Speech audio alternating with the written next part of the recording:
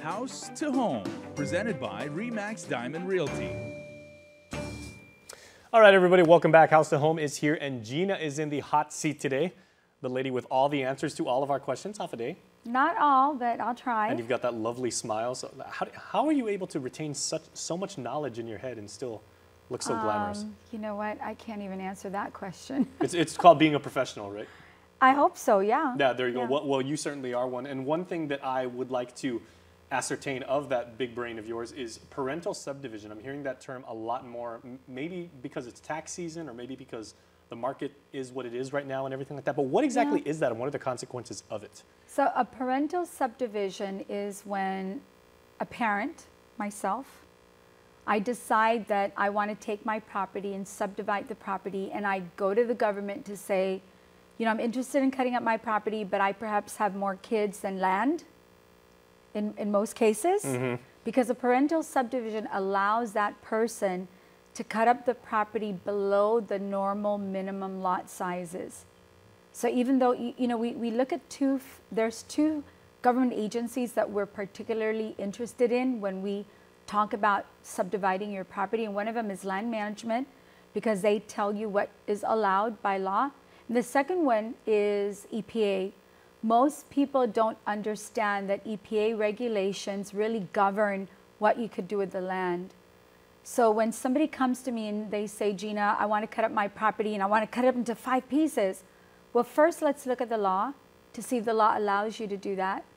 And second, let's look at EPA to see what the regulations are, because if the law allows you to do it, but the regulations don't allow you to build what you have in mind, they don't go together. The parental subdivision kind of merges everything and says, we know you're doing it to pass it on to your children, basically.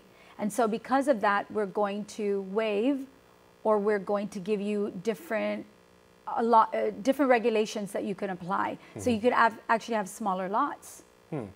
So you were saying like there are standard lots. Is that when we start talking about acres and hectares and everything like that? Well, we'll see. Standard lots just means standard based on regulation. What does land management allow for a standard lot in your area based on your zoning?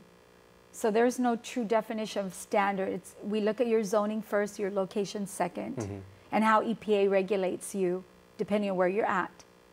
And so parental subdivision is, okay, I come in, I say, hey, land management, I have 3 kids and this one small piece of property. So although this area, let's use Jigo for instance, Jigo or Dedido. Sure. If you don't have sewer, your minimum lot size is a ½ acre. Well, let's say I only have an acre property and I have 4 kids. That's not going to work. Who am I going to leave out? So what I'm doing is I'm going to the government and I'm saying, okay, I have 4 children. You allowed by law this parental subdivision. So I'm going to use that regulation. I'm going to cut up the property. Now I'm going to cut it up into 4 pieces and I'm giving it to my children. But now that once I do that, it restricts use, it restricts your ability to sell. How creative can you kind of get with this? Once you figure out, you know, what the law allows, a parent might say, okay, well, I'm going to give little Johnny a bigger piece of the actual, just like the regular land, you know, like terra firma, but little Sally, she gets the part with the waterfall on it, or it's near the river or something like that, but it's actually a smaller chunk of land. And do you have to actually subdivide it by squares, or can you get like kind of playful with the geometry? Well, you can get playful, but keep in mind that how you cut it up also is going to affect value in the long run. And what I caution people to be leery of is you can get playful, but usability is more important than anything. You know, at the end of the day, is it usable? The size also needs to conform to the parental subdivision law. And my biggest caution when usually I'm talking to the parents, not the children. My biggest thing is, listen, if your kids are minors and you're cutting it up and you're going to pass it on to your children, that opens up a whole category of issues. And my job is really to show you what the consequences are so that you make really good decisions on the front end. Okay, let me give you a very weird what if, a scenario, right? Okay. Because on Guam, of course. We do weird. Yeah. And a lot of families over here have, like, you know, Guamanian drama, right?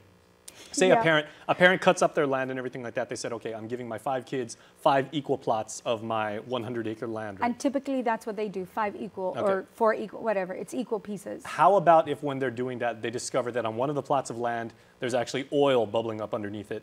So it's very, very valuable, much more valuable than they initially thought. And there's gold discovered in another one or uranium discovered in another one. If the value of the property should dramatically change, does that mean at that point the parent completely gives up their entire title to the land? And at what point does the child have the ability to claim that land and say, now I want to build, now it's mine, I can do whatever I want with it, I can sell? Well, that's the thing. When you're doing a parental subdivision, Jason, you're actually giving title to the property to the children, whether they're adults or minors. That's what a parental is. You're going to the government and you're saying, hey, I'm going to cut it up.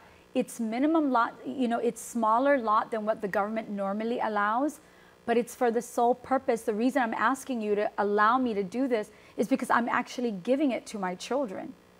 And yeah, the minute I do that, the minute I record the map and sign the deeds, it belongs to them.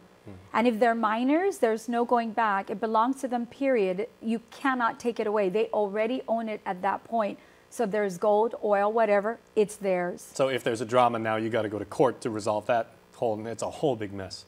If they're minors, you got to go to court no matter what, because you cannot be their guardian in terms of property. So yeah. Oh, okay, and I'm just assuming that the best way to do this is go through you and at least figure out, what the parameters are and who to talk to from there. We can give you advice, and then you decide what's best for you. You're just so smart.